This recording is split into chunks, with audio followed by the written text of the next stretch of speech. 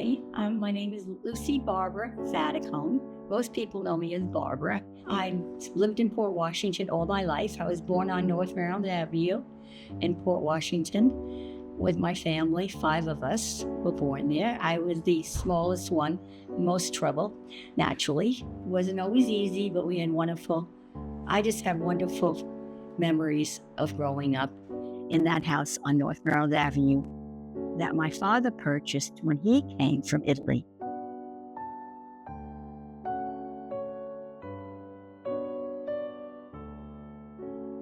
What made them come to the Okay. U.S., especially the Port Washington area? My grandfather, he worked at Sandbanks, and he left his family in Naples because he wanted to earn money to bring them all here. Where in Italy? El Torello, is that how you say where she was born? But it was up on top of the mountain. Right. It was way up on top of the mountain. The house that came down in that big earthquake. But that was after they left. My mother left, but the house went down. The house was destroyed. He went back 3 times to Italy to get his wife, and he had 3 children by this time. My grandmother never wanted to leave Naples. She did not want to leave Italy, and neither did my uncle. But they came, my uncle Emmy, which was the oldest son. My grandfather said, Pasquale Lamberti says, "This is it. If you don't come now, I'm not coming back." Because he was working at the Sandbanks, and it was hard work. And in the winter it was cold, they had little shacks. And he said after so many years of going back and forth, he said, "This is it. You must come to America." And he purchased a 2-family house. It was called West Street in Roslyn. So they got on the boat in Naples. Which boat did they get on? Madonna. And how long did the journey take to get? Well, it took a lot because my mother got the measles on the boat. So everybody on the boat was quarantined. And my grandfather was let off because he had to go to work. They had to stay in the city at this island until they were all cleared. And then my grandfather picked them up, took them to Roslyn. It was 2 families, so my uncle got married and he lived with my grandfather. What brought your grandfather to Roslyn? Well, first, I think he went to Pennsylvania the first time. Something about there was a lot of work there in the mines or something. And we came to Port Washington because my father was staying with the DeFeos on Jefferson Street, and he sponsored my father. Okay. So he stayed there. He married my mom. He got married in St. Peter's Church. The picture of her is so beautiful. You know, she was a beautiful woman, and she was a good friend, good mom. She was so cute, my mother. When everybody got here to Port Washington, it was a big change. How did your family get used to adjust to? It was not easy to come to America, but I was fortunate to live on a street that everybody was just like me, so that it was great. North Maryland was like unbelievable to me. We had so much fun on that block. Everybody was in Roslyn. My mother was the only one that lived in Port Washington with my father on this hill on North Maryland Avenue. And we had a big porch, which was the hangout for everybody on North Maryland Avenue. And it got to be that we had so many kids on that block because all the immigrants were on North Maryland Avenue. Right. But on Sunday, we'd have to go to church. St. Peter's? Yes, and then we'd all play stickball until we had pasta. And then everybody on the porch. And my father said, "What are you all doing here? Go home." No, we're coming for lunch. Everybody on the block on North Maryland was like unreal. I mean, if you got sick, somebody was at your door with soup. Every nationality was on that block. We were all born in that house. And I want to tell you that funny story about how I was born. But Share it, Barbara. Share it. my mother was wasn't well, and they thought she had a tumor. And at that time, they didn't have x-rays and things like that. She was going to have this operation on December 9th. Instead, on Thanksgiving Day, they'd do her and my grandmother, Lucy, she was there putting in the oven the turkey. But instead, my mother went and doubled over in pain. And my grandmother delivered me. Now, can you imagine getting up in the morning, putting a turkey in the oven, and having a baby? They didn't know she was pregnant, no. So my grandmother delivered me, and They call me Barbara. Her name is Lucy Barber. And on my birth certificate's Lucy Barber. But nobody, my mother, they call me Barbara. They never call me Lucy. You know how I found out my name? I went for driver's license in school because we were doing driver's ed. And the man says, oh, okay, who's Lucy? And I never opened up the book. And he says, who's Lucy? And I said, I don't know. He says, listen, this birth certificate is for Lucy Barber. And I said, okay, that's me. So I had to come all the way home from Mineola. I said, Mom, now I'm already graduated and everything, and my name is Barbara on everything. My Social Security, I had to change everything. I said, Mom, you know, you really wanted me, I can tell. My mother was a real sweetheart. And anyway, her and my grandmother were my two favorite people. How many siblings do you have? Okay. And where are you as far as age? All right, I'm the baby. They were all, my father had 3 girls. They were all a year and a half apart. And so my brother, the king was born when my brother was born. This house was there, and we all lived there. And we made wine. My father had that big, he used to call it stringaduda. I don't know how you'd say it in American. That meant we had to go down. After school, we had to grind the wine. And we used to hate it. But we did it because my father made us do it. He didn't ask much of us, you know. When your father buys a house, he just doesn't buy this house. He buys, somebody gives him part of the grape arbor, which ended up being the length of the driveway, right?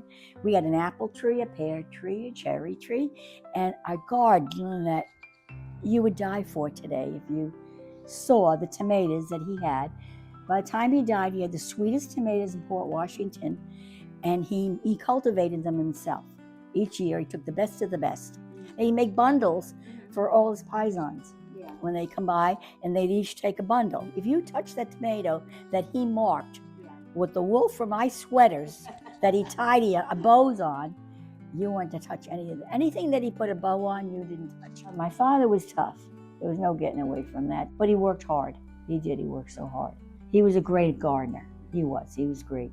So he worked at Guggenheim's estate, but he was telling us about all the tunnels and everything that are in that building, because during the war, they wanted a place to hide if they came, because Navy base was based in Sands Point at that time. He said it was amazing what was there that nobody knows about. But the one in Roslyn, that was very sad because... What happened to it? Well, because what happened was the viaduct came in. The Roslyn Viaduct, okay? There's 5 houses on West Street. They come to my grandfather and they condemned all the land. That started you don't mess with my grandfather. He was a tough cookie. Only 1 house is left out of all that 5, the 5 original. If you go up there, there's 1 house left on West Street. When they did the service road, they took some more of his land. So he went out with a railroad spike, and he banged it in the ground. He said, don't go further than this. You took what I had up there, and you're not taking what I have down here. He got it. He got the land. They didn't touch it. And then in the back of my grandfather's house was there was a small estate, and they let my grandfather, they rented him land back there, because his house, he didn't have enough land for a garden, and he wanted to do a nursery, and that's where they gave him a hard time, but he won it in court. He won the whole thing in court because he said, you know, you can't keep doing this. You're taking all my land every time you take something away. It's not right. What was it like being descendants of immigrants and being in the Port Washington schools? I had a kindergarten teacher, Mrs. Woodward, who was unreal. She was such a wonderful woman, and I never felt anything in kindergarten, but I did feel it in Girl Scouts a little bit, because I was a Girl Scout. I remember that, and a little resentment. I heard little things once in a while, so I just changed my troop. I went to another troop. Could you touch upon what it was, even at a younger age, you sensed? They kind of separated me. I was by myself a lot. I went to one that was the kids were, and some of the girls were in my class. Where was that, Barbara? At Flower Hill School. Flower Hill Yeah. School. I was very fortunate because I didn't feel like some of the girls did. So I loved swimming, was my big thing. Yeah. And hockey, field hockey. I was captain of hockey. I was on varsity, and I was a good athlete. It was a good asset for me because people were nice to me because I was making all the points, right? So, but I did hear, you know, oh, you're going out with him, he's Italian. And that's when I realized that people were prejudiced. I didn't really feel it until I got in high school. I was proud to be Italian. I love the traditions. I wish I learned more. When my mother made her raviolis, which were unbelievable, we had a basement, the kitchen in the basement during the summer, which all Italians seem to have. But when it was like a holiday, she would make like 100 raviolis because we always had a lot of company. So we were sleeping and we could hear my mother was short and she would have to go on her tippy toes to reach across this big board that my father made her with this pole this long. And she would throw that dough out and pull it back and she'd reach over and it would snap. You would hear the wood, when it went around that pole, it would snap. And when we heard that noise, we knew we'd just better get up. It was our turn to do the extra work. She would roll it back, make the raviolis with the glass, and then put them on the white muslin to count them 100. You had to have 100 at least. But they were like this big, you know.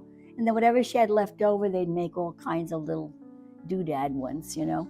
I always had plenty at Christmas. You know, and that's how I guess I was kind of crazy about Christmas with my kids too. My son remembers that. He said, Mom, we always had so much for Christmas. I remember the packages. Well, Christmas was special for you guys, you know, so me and Daddy were crazy about it ourselves. What was Christmas like when you were growing up? Like, what made it special? My father, when he worked at Guggenheim, they used to make blow up these Christmas balls out of, I don't know what they were made out of. But anyway, we'd decorate the tree and decorate the house. In the winter, we were doing all, you know, counting the tickets for Ronzoni and all that. We trimmed them and wrapped them up. Barbara, what did you do with the Ronzoni labels? I'm sorry. We cut them and we trimmed them. Okay. We each had a bundle. We count 50. Had to be 50 a bundle. And then my mother would take them to the place. And that's where I got the teapot. My mother got this. My mom would be happy. We had so much fun growing up because we sleigh rided in the winter time, and we always had on the hill. We're right on top of the hill. I had the best sled because I had the oldest one, flexible flyer, and I always sharpened the blades. We would build up that curb and we'd go down into the woods, but not at night. It's dark down there, boy. But during the day, we'd do that. We ice skated every day in the winter there at Baxter State. It was always frozen. Now it doesn't freeze. And I loved it. I used to go every morning there by myself. I used to get on the beach on the bus, 15 cents, 5 cents. It's all different prices. I used to love to swim, so that was all I cared about. It was like amazing, simple things we did. Simple things. Life during the war. How did life change during that part of your life? Well, first, we thought my brother was going to go. And he did. We gave him a party and everything. All his friends went. The next morning he came back because when he was little, his eye crossed when he had whooping cough. And then they operated and the other eye went out and the other one got straight. They didn't catch it on the first time he went. Second time, they caught it. Now, my mother's downstairs scrubbing her class clothes. No more John, no more John. And I couldn't I couldn't hear my mother cry. Forget it. I'm going swimming, Ma. See ya. So I come back, and then my brother's crying, and my mother's very happy. They found this cast in his eye, and they said, no, you can't go. People on North Merrill Avenue, we lost a lot of young men, but a lot of them did come back, and we'd have all these big parties in the backyards, you know. And the day that the war broke out in Japan, I was at the DeMio's bringing them apple pie because we were sick of apple pie. And they used to teach me how to Lindy, you know, the one sister. So that's what they were teaching me, how to Lindy when the news came over, you know, and then dead silence. A Japanese attack upon Pearl Harbor naturally would mean war. And then those boys in that family all had to go. When he said, Ma, you remember you were doing the Lindy? I said, well, that's how I learned how to dance. And that was the day, you know, came over the radio. and we all stopped. Did a lot of people that you know still have family in Italy during the war? Oh yeah, that was scary for a lot of them. Yeah, that was scary. We were all collecting, metal and everything on Main Street, collecting stuff. We had a big thing that, if you had pots and pans, you didn't want the metal, they melted everything down. There was a lot of fundraising going on. I guess that's where I got it all from. Did you go to college? No, my gym teacher wanted me to go, but Tommy wanted to get married. He went in voluntary induction, so he went in the Army for 2 years, and we waited. We got engaged. Do you remember your first date with him? Guess where it would be? The Aqua Show at Flushing Meadows. That was because he knew I loved to swim. And he had this yellow convertible that ticked. You go tick, tick, tick, tick, tick, tick. So when he come down the block one night and I was sleeping, I hear tick, tick, tick, tick, tick, tick. Barbara, you met him through his sister? He had a party, She was your friend? Yeah, Olga. The Faticones lived on Avenue Way. We used to call that Hicksville when we were little. He lived up there because a lot of Italians lived there on Avenue Way. They had a shoemaker, they had a store, they had everything, a village. Tommy never learned how to swim because he never was off the block. Not his father. His father was unbelievable, man. Nice man. His mother was born here, so she was completely different than, she was even more American than I was. Earlier, Barbara, you mentioned about Sunday dinner, Sunday lunch. Oh my and how goodness. your dad wanted everyone on the porch to leave, and they said, we're here for Sunday lunch. That's right. What did you have on Sunday? Spaghetti. When Tommy was so mad the first time he went, he didn't realize that you just didn't have spaghetti. And he says, and he only ate the spaghetti, and then by the time he took out the meat and the potatoes and everything, he said, why didn't you tell me there was more? I got married at the Polish Hall. It just had renovated, so it was big.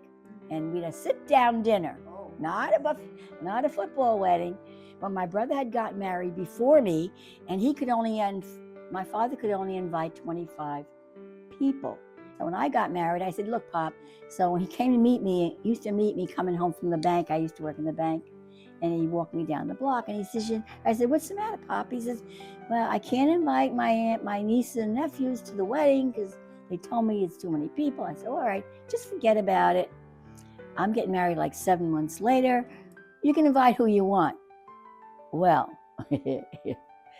I had so many people at my wedding. We had 435 people. But Tommy kept saying to me, Barbie, can you introduce me to these people? And I said, Tommy, I don't know who they are. And my father was so happy that day. I never forget when we were pulling away from the house in the car, and he's got the curtain open, and he's looking at me, leaving, because he had such a good time. He was so happy. How old were you when you got married? I was 22. Now, I graduated in 54. This was 57 we got married. How many years were you and Tom married before? 69. 69 it was. Yes. You've been in the community for a long time. When you were younger, what made you stay here? I love it here. We looked next to my sister in Comac, right next door. We were going to buy a house. And my mother was very sick. Okay, and my father said, Barbara, please don't move away. If you go away, I'm going to have nobody here. I love Fort Washington. I really didn't want to leave. So how many children did you and Tom 3, 2 boys and a girl. and grandchildren? I have 3 grandsons. Well, Wendy's with me now, which is great, my daughter, because, she helps me a lot. Wendy swears my mother's in the kitchen with her, because she has things in there, that she took from the house. She swears, my grandma, are you watching me? And my son's in Lindenhurst. He works for the city, and he's works back and forth. But it's hard for him to get out here. But he comes in, and my other son's in Texas. He'll be retiring soon. I can't believe it. My husband worked for the town of Northampton. He was the superintendent of the highway, assistant superintendent of the highway when he died. When Tommy died, I couldn't believe the things that people were saying about him. Like he was a great boss. He was the best boss they ever had. It was really beautiful to hear all these things. We have a lot of wonderful friends, and the notes, and it was unbelievable the things that people said. Everybody's so friendly to us. We know everybody, so everybody's really great. And I happen to, joined a lot of the organizations. I was I've been in cancer care for a long time. Say 60 years ago, I guess. All my friends in cancer care, most of them in the beginning were very wealthy. Wealthy people took over. In fact, I didn't think I belonged there, but I fit right in, and I enjoyed. We did different fundraisers together, and I enjoyed it. And the fact that New York used to recognize us for raising so much money for cancer patients and their families, that was a big thing for me. I was in the president because nobody wanted to take the responsibility, but I did it because I was working and my kids were older. It's funny, I was looking at all the journals. It's amazing. You know, things we did, that Tommy and I did. We were Pride and Port Chair people. And we're the Grand Marshals, and then, you go through all these different things. I have everything in albums, all the articles that they wrote about me in the paper this week about that they did that the Pride and Port did a scholarship with my name. That to me was amazing, And what's that scholarship based on, Barbara? Community service. It's community service, yeah. And you're telling the stories about your block whenever anybody needed anything. Yeah. The neighbors all just were there for each other. Do you feel that helped guide you? Maybe. Everybody was so sweet and wonderful. And when my mother died, they all were there for me. They were all there for all of us, Everybody's gone except me and the family. It's like really sad. My brothers and sisters are gone. I was very close to my sisters because my mother, they kind of took the place of my mother. My sister Mickey. Help me think of a word that would explain the feeling you have because you love your family so much.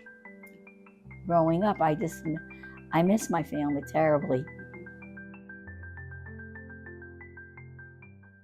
And people are really good to me too. Like my birthday, I got like 6 big bouquets. I didn't know what I was going to do with them.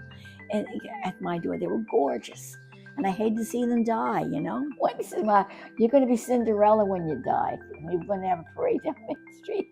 That's like, I love my life. I love my life.